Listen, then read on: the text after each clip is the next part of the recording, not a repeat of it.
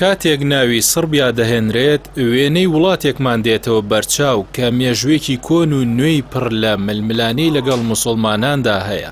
دیارترینیان کە لە یادەوەریماندا کۆمەڵکوژی موسڵمانانی سریبینیا کە هەزاران ژن و منداڵی بۆسنی لەسەر دەستی یەکەکانی سوپای سربیا لە ناوەڕاستی نەوەدەکاندا کوژران. ماوەکە خوێناویترین جەنگ بوو لە دوای جەنگی جیهانی دووەم لە ئەوروپادا. ئەم وڵاتە کە لە سەدەی 13 تا سەدەی 19 لە ژێر فەرمانڕەوای عوسمانیەکاندا بوو بەر لەوەی لە جەنگی بەڵقان لە ساڵی 1912 و 1913 بە تەواوی پێگەی موسڵمانان لەق بوو. لە دوای ڕوخانی خەلافەتی عوسمانی موسڵمانان بە چاوێکی خراپ لە سربیادا لێیان دەڕواندرێت و وەک ناپاک و یاخیدا دەنرێن کە چەندین هەڵمەتی قەڵاچۆکردن و کۆچپێکردنیان بە ناچاری لە دژ ئەنجام دراوە. بە پێی تێپەڕینی کات و پاش جەنگی جیهانی یەکەم و دووەم ئەو کۆمەڵگەیە کە زۆرینەی موسڵمانان بوون ئێستا تەنها لە سەدا 3 سربیا پێک دێنن لە بەرامبەر لە سەدا 85 مەسیحی ئەرسەدۆکس و لە سەدا 5 کاسۆلیک و ئانی دیکەش لە پرۆستانت و جوولەکە و بێدین پێک دێن.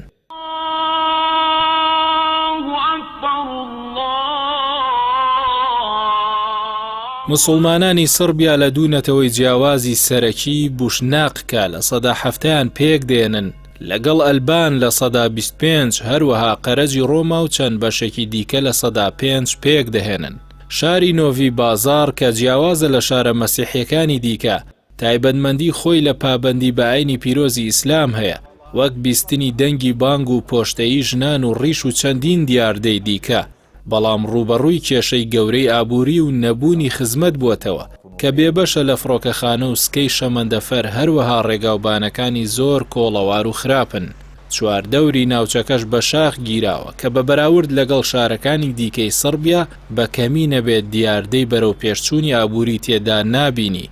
هەروەها ڕێژەی هەژاری تێدا دەگاتە لە سەدا 50 لە کاتێکدا ناوچەکان شوێنێکی سەرەکیە لە بواری چنیندا. بەهۆی ئەم بێبەشکردن و نەبوونی هەلیکاریشەوە بەشێکی زۆر لە گەنجان کاردانەوەی توندیان هەیە و پەیوەندیان بە ڕێکخراوی داعشەوە کردووە. هاوکات بە پێی راپۆرتەکان موسڵمانان لە نۆڤی بازار و سەرجەم ناوچەکانی سنجق لە زۆر ماف بێبەش کراون. بە جۆرێک لە سەدا 80 ئەو ناوچانە موسڵمانن بەڵام لە سەدا 80 پۆلیسی سربین. هەروەها زۆر ژمارە و موسڵمانانە کەمن کە مافی پلەی خوێندنی بەرزیان هەیە و لە زۆر مافی دیکەی هاوڵاتی بوون بێبەشن. لەگەڵ هەموو ئەو بێبەشکردانەشدا ساڵانە سربیەکان بە بەرچاویانەوە یادی کوشتارگەی موسڵمانان دەکەنەوە لە ساڵەکانی 1992 بۆ 1995 لە بۆسنە و هەرسک. هەروەها ئەو بەرپرسە سەربازیانە بە پاڵەوان دەناسێنرێن کە لە پشت کوشتنی ژن و منداڵانی موسڵمانانەوە بوون.